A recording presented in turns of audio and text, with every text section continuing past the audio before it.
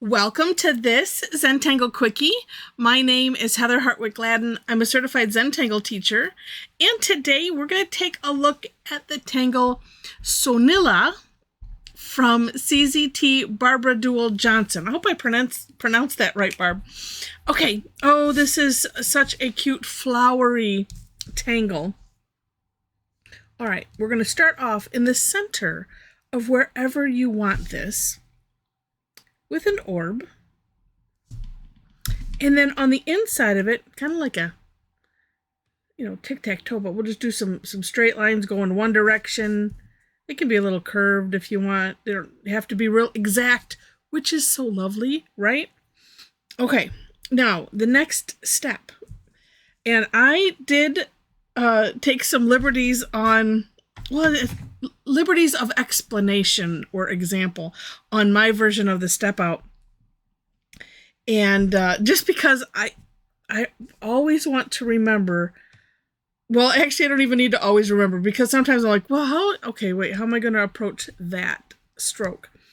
And so here's how we're going to do these petal type shapes. That's one side. It's kind of a C shape, right? And if you, on another one, I will add a little maybe flare to the end where you kind of, end up swooping up. So it's kind of like an S shape. And you don't have to separate these too far. And also, don't worry about the spacing because it's actually really forgiving. So then we're going to do opposite on this side. And two, don't worry about, symmetrical, all of that goes out the window. Don't just erase it from your head. I'm going like this with my hand. Erase it from your head. Okay, and then we're going to do this all the way around our little orb that we started with. So tracing over here just a little bit, right? Come out like that. That one is more of an S shape. And they can be thinner, thicker. Just, like I said, don't worry about it. If they go over a little bit, don't worry about it. If they flip over this way a little bit, don't worry about it. The wind's blowing.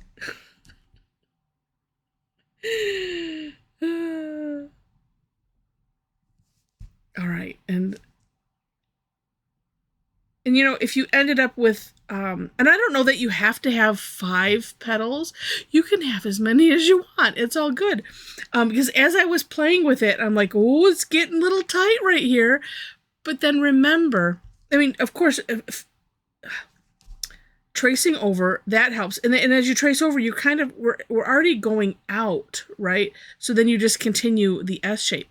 You could always think hollow and just, start at a, tracing over kind of fills that as well, but you could start here and just, there's all kinds of ways to do it. So if you've watched my videos at all, well, I should take it. If you have, you know what I mean. If you haven't, one of the beautiful things that I love about Zentangle, because I was one, can't draw a stick person to save my life, but I can do this. And so I always like to just explain things. Sometimes, and maybe to some, it seems like it's to a ridiculous degree. I don't care. Because someone like me, I want to empower everybody that doesn't feel like they can, like they can't draw, to be able to draw. So that's why I do that. Okay. Now, next is, and I separated this out too, just because I'm weird. Same reason, really. So here, we're just going to put like a little V at the top, kind of aura-ing this, but it doesn't have to be exact, so you can have more room up here. And I kind of like to just do that. And you can, because we're going to fill in that top part, it doesn't have to be exact. And you don't have to do what I'm doing and going around and doing that first. You could do that, fill it in. Everybody has their own way, and it's good. And that's why I like to share lots of different ideas, so that way everybody feels like, oh, I can do that. And so the neat thing too about filling in is it's the great course corrector. So if you, let's see, Well, like here, that top was kind of a little bit wonky, and I wanted to clean it up a bit. So you can just trace over if you... Oh, let's see where else. Well, this little V wasn't not so great. Oh, and look at, see, that went up to like a straight line. Okay, so let's see if we can adjust that, do some course correcting. So leaving it just like that. But here, look at all this room I've got here. Oh. You know, and then you can, I feel, you can chip away at the white. What was I calling it? Like slicing? I don't know. But that's what I feel like I'm doing. I'm shaving a little bit off. That's the word I've used. I should remember the words I've used, but, you know, I change them periodically, so that way nobody gets bored. But you see how I kind of reshaped that, and go slow, and what I usually do is I'm kind of tracing over wherever that line is, so, and that's why I think of it as kind of shaving, because we're just taking a little bit at a time, not going crazy. This one I'm not going to bother fixing, because it adds character how it's bent over like that.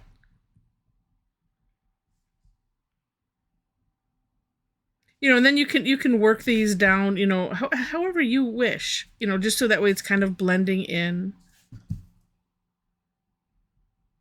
That one has a weird little end to it. I don't know if I'm going to worry about it or not. And while I'm doing this, let me make mention of the description section and make sure to take a look at the For More Inspiration link so you can see Barbara's amazing work. Her samples, and just ideas that she gives in her step out, which is, I always love that. And she does that a lot. You know, here's how you can use it. Oh, yeah, and here's how you can use it. Oh, here's how else you can use it. Just to give ideas for inspiration. Okay. And when you're happy with that, well, even if you're not, you can always go back and touch it up. What we're going to do is down at, you know, around the center orb, we're just going to do some wispy lines. I usually try to like make a nice longer one in the beginning, but this, it's kind of like a flick sort of, but if you lift off your pen at the end like that, that's how you get that little taper versus, let me flip it over. So a flick versus, you know, keeping your pen on the paper. It's just a little bit nicer. And you don't worry about anything being perfect. It's all good. You know, like this. I got one that's longer on the side. Oh, well. I usually start in the center and then go from there.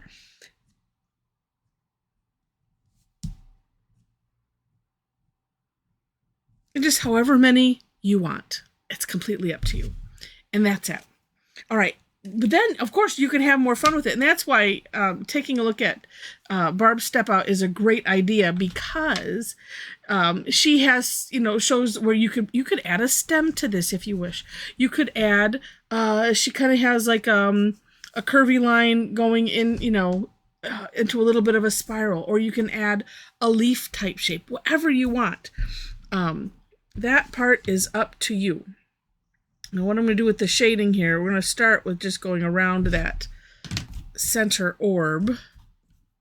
And you know, you don't have to either, because the wispy lines add some kind of pencil shading, if you will.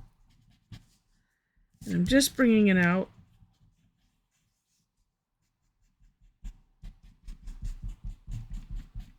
I like to bring, oh, there we go. Okay. It was looking, like I could see that ring, and I'm like, no, I don't like that. So start there, and then you can decide where else you might want some. And I'm thinking, I'm gonna pick a side and stick with it. I do like to do that. Just up here where I have the dark. Oops, like I said, just one side. We'll see how this looks, because I just thought about doing it now.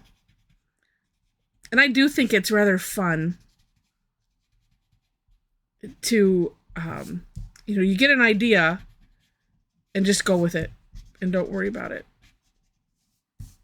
It does help. For me, it takes a while to get to that. Oh, look at that.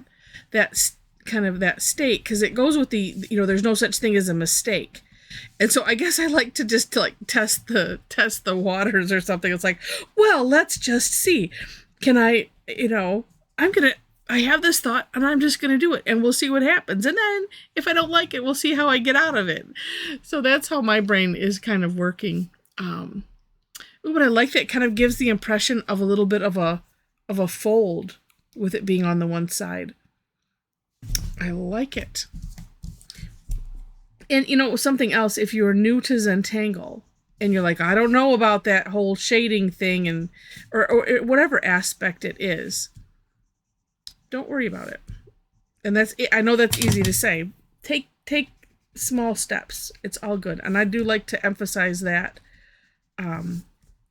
Try something and then we learn from it. And then we can apply that to another tangle.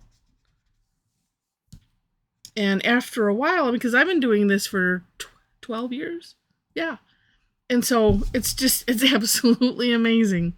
I never, ever, ever would have thought I would be drawing anything, let alone teaching it. It's just amazing. So what a lovely tangle. This makes me think I have to look it up. Yeah, like of a dogwood leaf from a dogwood tree. My mom has a nice big dogwood tree in their front yard. And makes me think of that flower. Really, really pretty.